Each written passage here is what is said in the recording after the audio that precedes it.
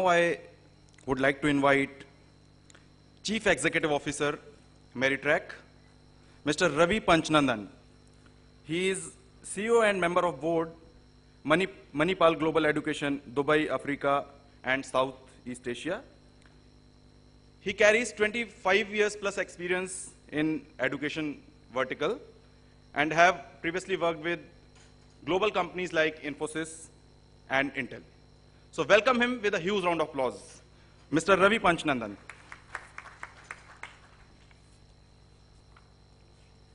Very good morning to all of you. Good morning. All right. Honorable Chief Minister, guest of honor, other dignitaries on the dais, ladies and gentlemen. I'm here to talk about empowering education in a globalized economy. Empowering education in a globalized economy. And by virtue of having worked in India, in the Middle East, Africa, and Southeast Asia, I'll try and give you a perspective in the next 5 minutes or so about my thoughts on how we are doing here. So if you look at emerging education landscape in the globalized economy, we are talking about coverage. And when I mean coverage, the global literacy rate is still today, I mean, if you go by 2013 average, it's about 84.1%. And if you look at the GER, the enrollment ratio, it's at about 33%.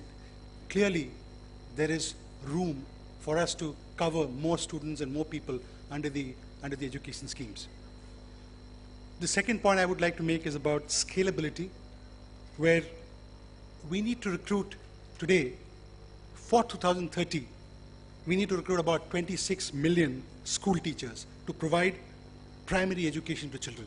So 26 million school teachers by 2030. We have in India about 20 million higher education students as of today. Now what does all this mean? So you cover more area, you bring in more people under the education ambit, you scale the operations, but it also leads to too many people available and too few jobs. So unemployment today has also got to be fixed. So when you're fixing on one side the supply, and the demand also needs to be fixed. So therefore, I think, I'm told, I was reading somewhere that for 370 odd peon positions, there were more than 23 lakh applications. And I believe a lot of them were PhDs. Look at the second aspect of what we are grappling with today is in the area of automation replacing entry-level jobs. And you would have read in the papers just a couple of weeks back when even the IT companies, which normally used to hire in hordes, are actually thinking about cutting down, and in maybe 3 or 5 years down the line, some of the entry-level jobs in IT sector itself could possibly be replaced by automation. We are talking about employability. And I like you to focus on the word employability. It means employ ability. Employability is employability.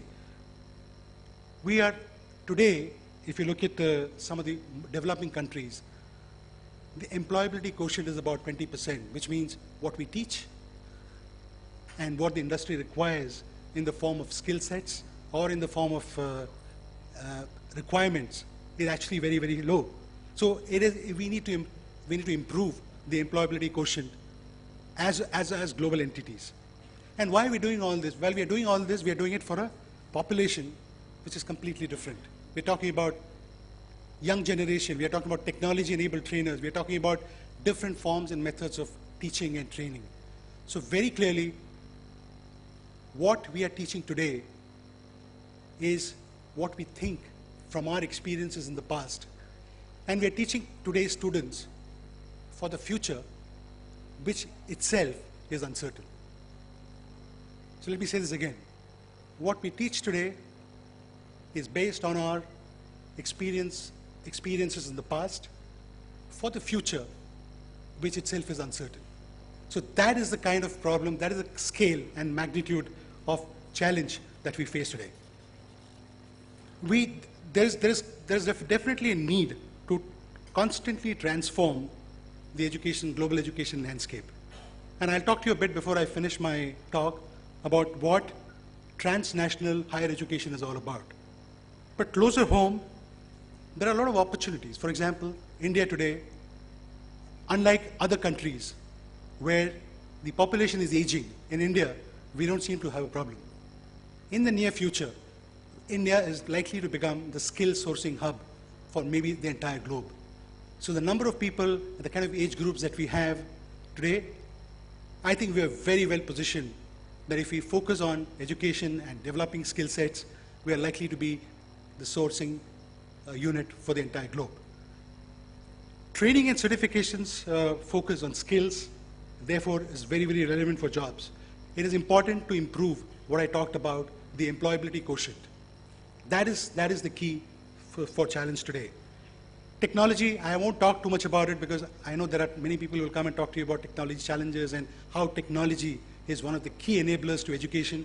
Suffice it to say that with education going more technology oriented, a lot of this space will see a lot more people getting educated and a lot more people getting into this education bandwagon. Last but not the least is in terms of it is not just enough to get a degree. It is just not enough to get something under your belt.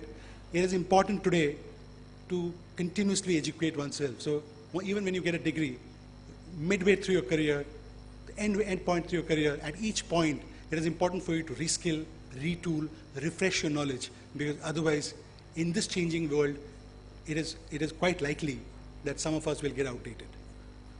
Having said that, what are the key opportunities in the globalized economy? And I did talk to you a bit about the aging of global population. That's advantage India. As population outside of India, other countries become more old, the employable age, that brand, India is very well positioned. We can become the sourcing for all of the rest of the world. There is a need to increase both government and private funding in terms of education. And if you really look at the last 3 to 4 years, the spend on education has pretty much remained stable as we see. So therefore, I think, and I'm sure that there are people talking about how we can improve or increase the kind of spend that education sector definitely needs. Technology as an enabler is something very key, and I think we all of us need to ensure that technology, whether it's in primary education, secondary education, or even training or executive education, forms a big, big role.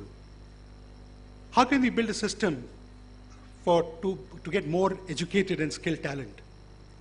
I think innovation in teaching is something that I'd like to touch upon today. And let me tell you a small incident, a small study that we did.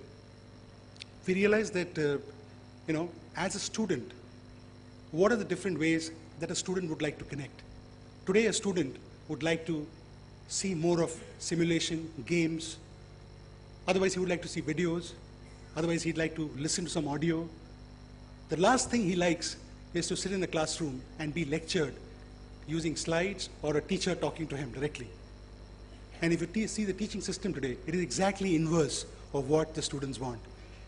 So therefore, there is a need to bring in a different set, a different paradigm as far as the way we impart education and skill sets is really concerned. So I think that to me is very, very critical, and that is how we need to connect to the youth and get away. I did talk to you a bit about the globalization models, what the world is doing. A couple of weeks back, I was in Kuala Lumpur. I had the chance to go and visit a university there called XMU, Xiamen University of China, but it's Xiamen University, Malaysia now. There's an investment of 1.3 billion ringgits for a 150-acre land with a total floor space of about 470,000 square meters. 10,000 students capacity, offering foundation and undergraduate programs. The scale at which people are talking abroad is amazing. I also happen to run the university in Dubai, in Middle East. And while a lot of us are there's Manipal, there's BITS Pilani, there is SP Jain, there's INT, the pace at which the Dubai government is creating zones for education and the amount of investment they are putting in into those places. And who are the students? 10,000 students, 10,000 enrollments are of Indians alone. So there are Indians who are also studying abroad who are getting the different kind of education.